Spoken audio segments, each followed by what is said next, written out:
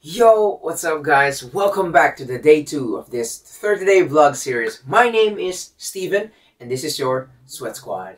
So, pag-usapan natin ngayon sa araw na to, ang mga bagay-bagay na kailangan na natin balitan, baguhin, that leads to bigger results.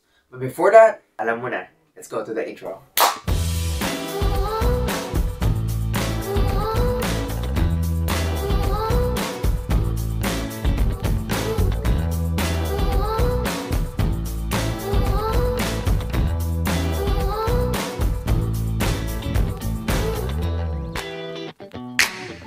Yo! Usapan natin yung mga small things, small decisions that leads to bigger results. Now, ayoko pong parang biglaan na lang from doing nothing kasi kinabukasan tatakbo ka ng marathon. No, that's unhealthy.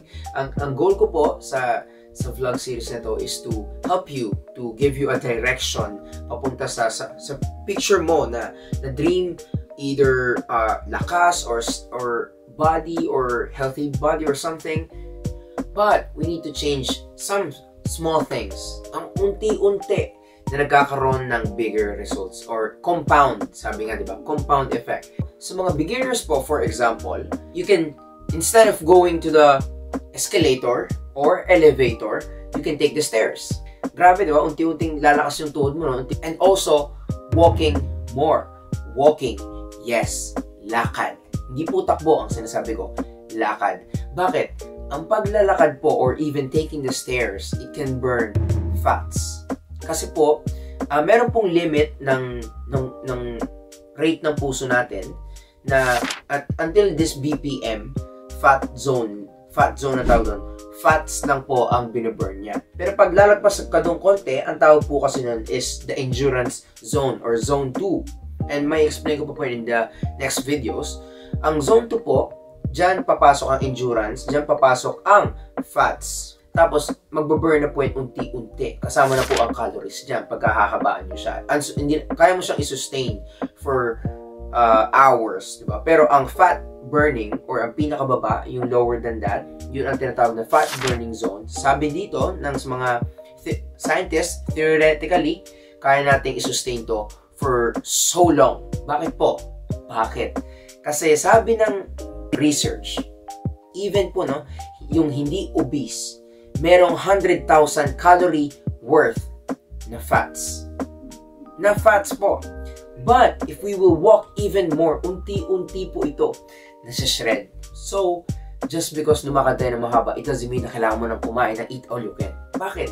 Kasi, you just burn a small amount of fat. But, doing it consistently, unti-unti nababurn yung fats na meron tayo sa katawan. So, ano point ko? You can do this kahit wala ka pang kinakain.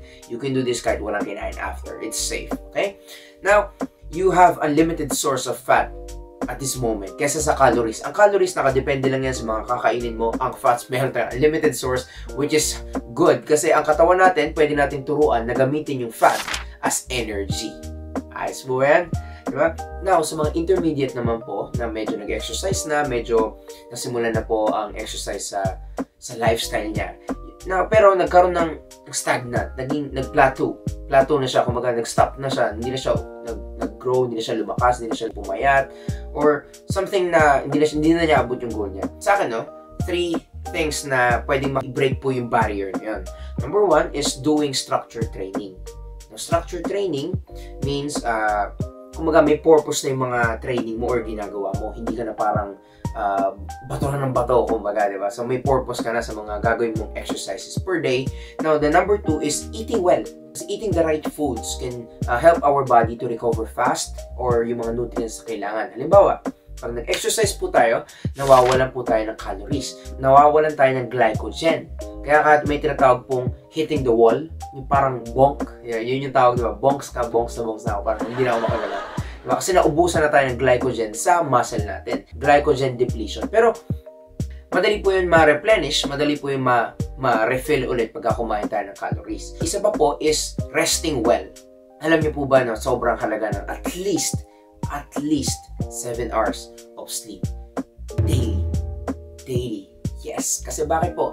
Pag natutulog po tayo, dito nagre-recycle, dito nare-rebuild lahat ng muscle tissues natin sa katawan natin. And alam niyo po ba, pagka kulang tayo sa tulog, ewan po kung napapansin nyo, para akong laging gutom. Bakit? Lagi akong napapakain. Kasi po, instead na mapapahinga talaga yung katawan natin, same signal na galing sa utak natin, sinasabi na, kailangan ko ng pahinga, hahanapin niya sa pagkain. But in the reality, kailangan mo lang ng pahinga. Hindi mo talaga kailangan ng pagkain. Kasi pag gumahin ka pa, lalo tayong bibigat. So, pagka nakatulog ka, nakatipid ka na sa pagkain, plus, mag-shred down pa tayo ng weight, diba? Ayos ba? Win-win. Now, for something even greater than intermediate, wala po ako masasabi because I'm just your average guy. I'm not a professional, I'm not a doctor or something. All of these came from my studies, years of studies, and sa races. Yeah. Now, for beginners and intermediate, pinagsama po sila. Applicable po dito ang eating well, yeah, resting well, and structured training. Hindi po pwedeng araw-araw nasa gym tayo. Hindi pwedeng, we need rest as well. Hindi pwedeng go na ng go. And sa mga next vlog series po natin, ituturo ko sa inyo kung paano mag-plan ng mga training days or ano mga dapat gawin. I would like to do it as a hybrid. Kasi mas maganda po na kaya po natin gumalaw na in any way na gusto natin as possible. Ang masasuggest ko lang din po, overall, is letting go of sugar, for example, or sweets, or talagang halimbawa, sobrang gusto ko talaga ice cream, Steve. Nobody hates ice cream, diba? But, pwede natin i-lessen down yon into once to twice a week, diba? Or, ako in my case, sobrang paborito ko po ang pagkain. And pag may favorite food ako, iniisip ko lagi na, sige, pag kinain ko na yung favorite food ko this week, no more na ulit. Next week na ulit. Like, for example, minsan, McDonald's or something yung luto ni Mami. I mean, I have the best cooking mom. Oh, yes. So, masarap po magluto ng nanay ko. Talagang pahirapan tayo. Nakakalimutan ko ang diet. But, still, pwede nating ibawi yung, by eating less sa following days. Ayun. So, kudos to my mom kasi talagang masarap. Now, please, if you're going to walk, especially sa Philippines, alam ko po na mainit po, or please be mindful sa situation. Hindi lang po sa Philippines as well. Kung mainit sa labas, please bring a bottle of water. Kung malamig naman, please be careful na wag masyadong lumamig or uminit ang katawan mo kasi it can lead to sickness. Here's a clip of my day 2 na workout, and this day, hope ma-enjoy nyo po. Unti-unti po, ituturo ko rin po sa inyo kung paano ko po ginagawa ang pagpa-plan ng aking mga workouts per week. Now, that's all folks. Now, don't forget to follow, subscribe, comment, and share this to your friends. Maraming salamat po. Until next time, peace!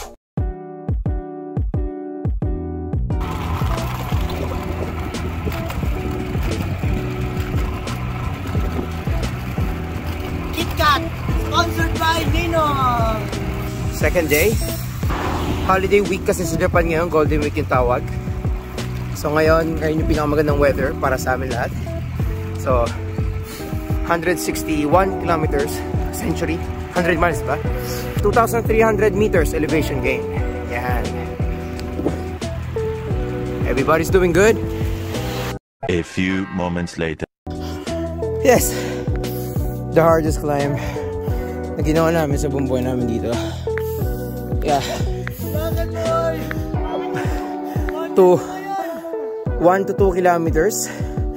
Tapos average 25 to 26% yata. Maximum gradient 32. Come on, boy. Kaya? Oh, ginawang hiking! Oy, cycling na!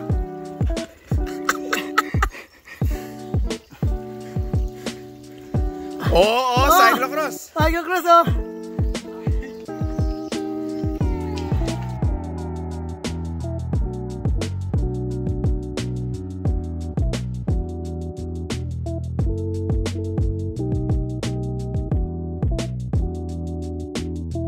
Now, due to road closures, ito lang po ang nagawa.